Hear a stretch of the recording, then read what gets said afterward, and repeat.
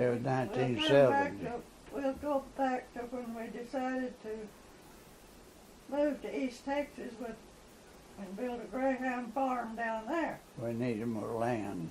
And we went and bought us some land and come back and bought us a little 2-bedroom mobile home to set up until we could build us a house.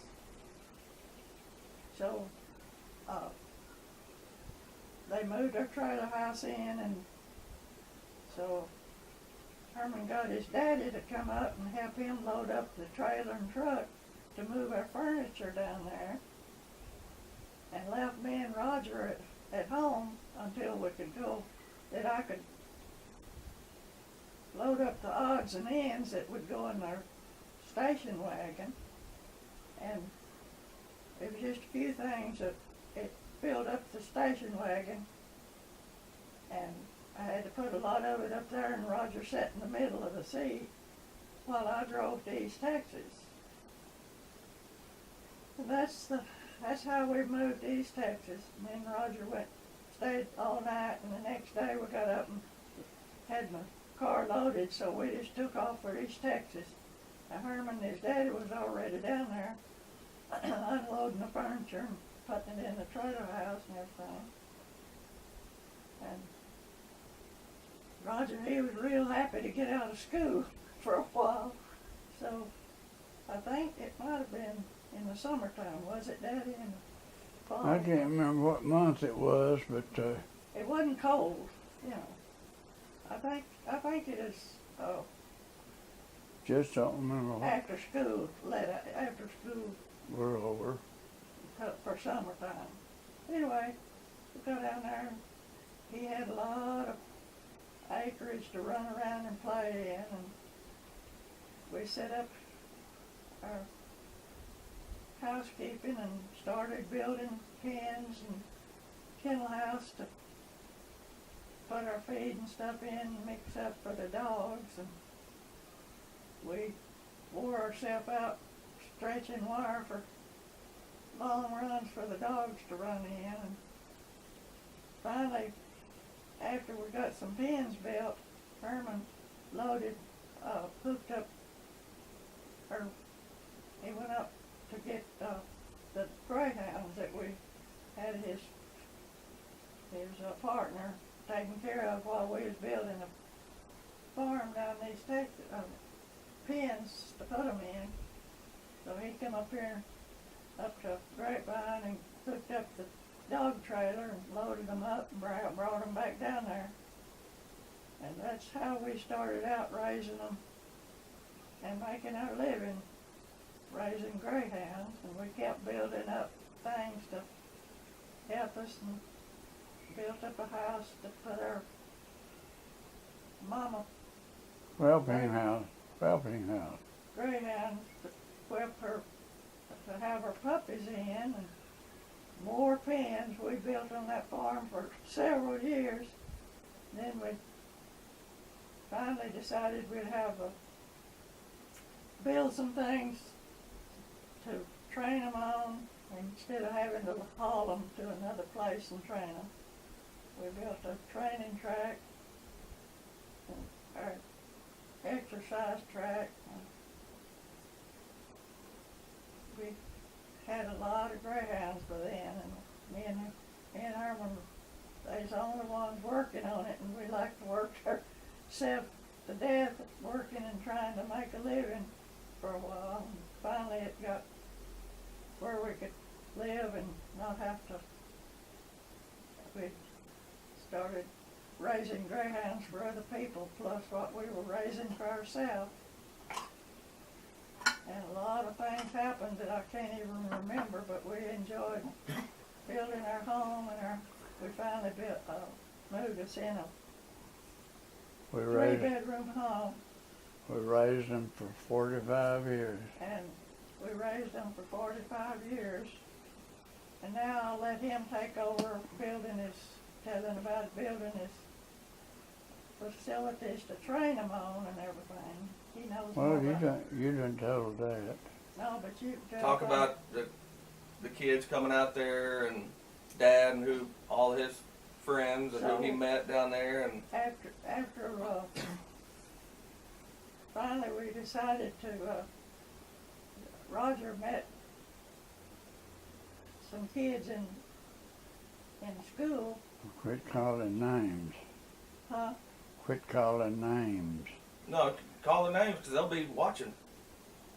And Roger had some friends in Gladewater that he went to school with, and we'd let it take him in the summertime over at their house and let him play with them and stay all night with them, and they kind of grew up to being pretty good size. But during all that time, we'd have all the kids to come out and have Easter egg hunts at our house and run around and play. And Who were those kids that he met in school?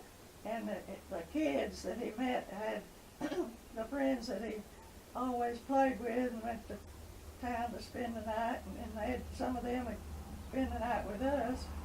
And one of the kids was a little girl. She had two brothers, and the brothers would come out and spend the night with Roger, and they grew up to be 14, 15-year-old, where Roger fell in love with Leslie, the little girl.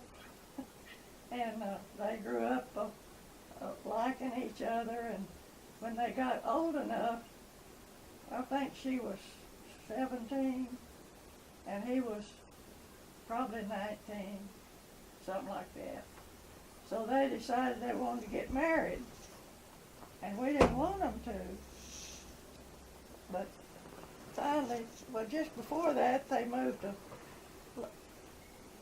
the friends moved to North North Dakota. Dakota, so their daddy could work in the work for Gulf Oil Company. Then when they come back, that's when Roger decided that he was in love with Leslie, and I guess she thought about him too that way. Tell what he said when they moved up there. And when they moved up there, we wouldn't let him go with them, and he just cried and begged and kicked and said, well, if I can't go up there with them and be with Leslie, I'll just kill myself. Said, I'll just die. So we said, well, you'll just have to die. So finally they moved back to East Texas, and the kids grew up to be in their late teens and early 17 and 20-year-old or something like that. So Leslie and Roger decided to get married. And we said, well, okay. And the others got married too, started having children. And Leslie and Roger, they had a little baby boy. And his name was Justin Dale Compton. As sweetest little baby I ever seen in my life. And he grew up to be one of the most special boys we've ever known. He's a good man now. And Roger, he's married and living in... He hadn't been in jail but Yeah, 8 no. or 10 times. He's living down in East Texas, or South Texas, working in the oil, whatever he's doing. And Justin lives here by us.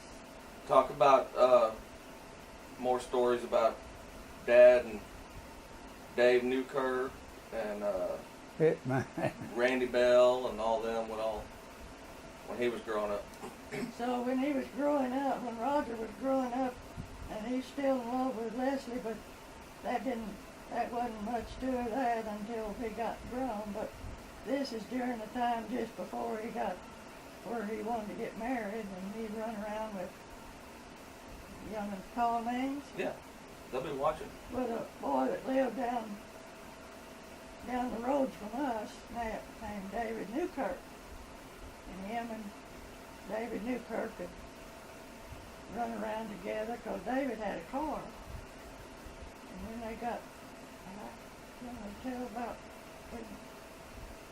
Just when y'all went to dog track and took Dave and So when we decided to take a vacation and take our dogs up, where'd we go, West Memphis? West Memphis, Arkansas. Take our dogs up to West Memphis and watch them run.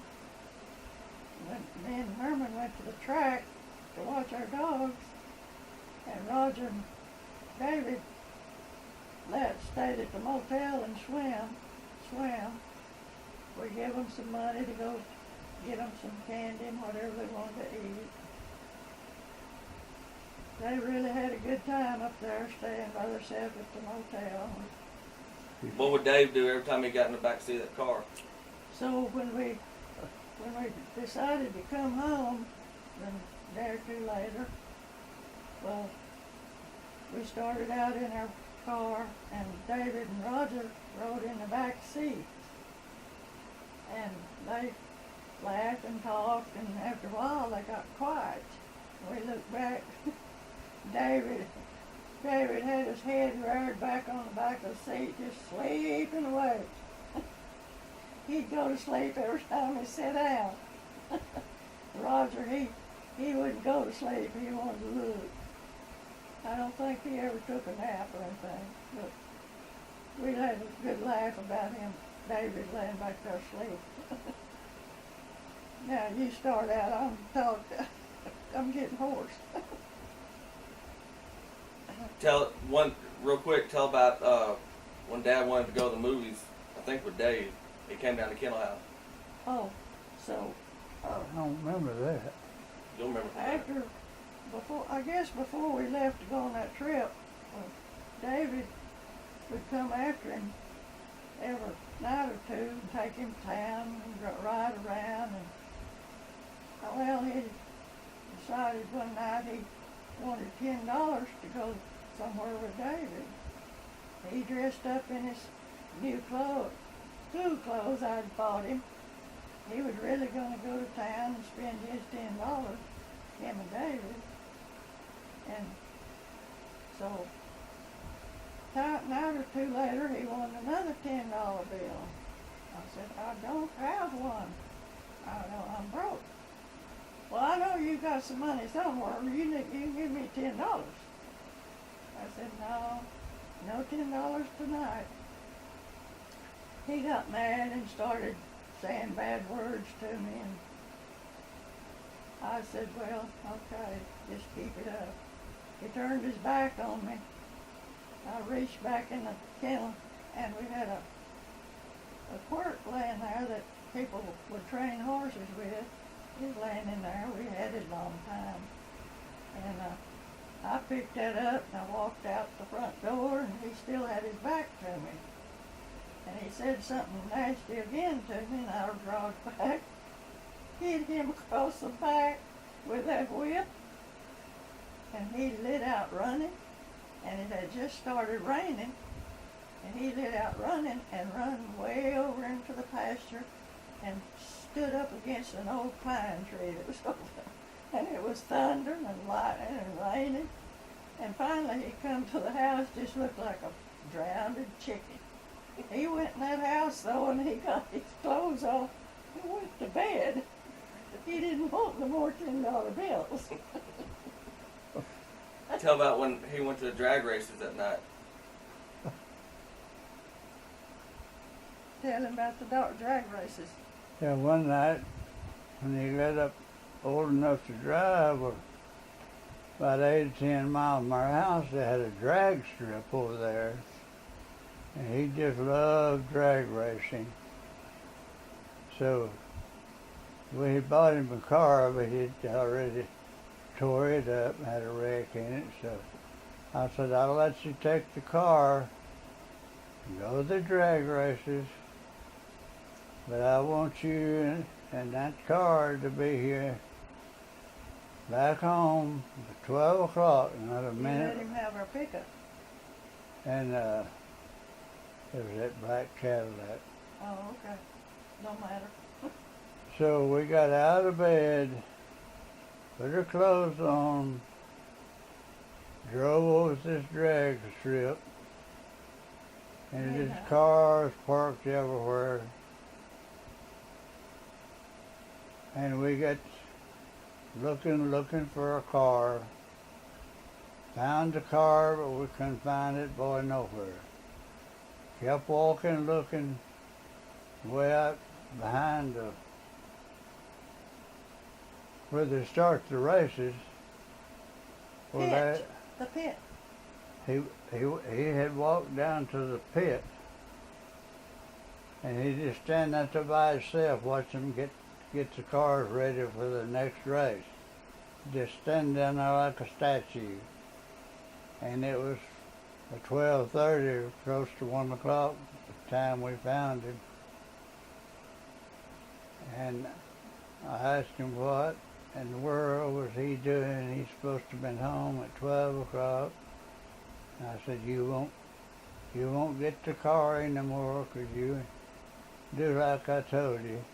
We had to get out of bed to come find you. And he just followed me right home and right behind me, and he never did ask for that car anymore. But he still liked to drag races. That's just some of the funny things that, if you wanted to call that funny, it happened to us. Wasn't funny at the time. It wasn't funny at the time. Think of something else to do. I'm kind of, I'm blank right now. I'm blank right now. Talk about when I was little and I saw that picture. I think he's in a picture. You and your dad. Oh, yeah, we had a grandson out there. He wasn't about 4 or 5 years old. We were sitting on the couch, had our picture boxes down, looking at all the old pictures. And so my dad, he would come down to the farm pretty often then. And Roger got to knowing my dad pretty good, and so I picked up a picture there of me and my dad, and Justin, he was little, he couldn't talk plain then, and he pointed his finger at my daddy and said, "Is that you, Paw Paw?" he called me Paw Paw, but he didn't. He thought my daddy was me, and I think every time Daddy would come down, if he was over at our house, Daddy'd give him a quarter or 50 cents, something like that. And He didn't like me driving that golf cart. so we had a golf cart. All he had to do was get in it and mash the accelerator and then take off. Just automatic drive. So my dad was there. No, he wasn't. It was this other man drove up a land appraiser. And so Justin was 4 or 5 years old. And Add the block on the. he was a little, he couldn't reach the gas pedal. So I got a 4x4 block and taped it around the accelerator pedal so he could reach it with his legs because he was so little. and you sat in the seat and looked up through the And steering he'd wheel. sit in the seat of that go-kart and look through the steering wheel. That's how up as he could go.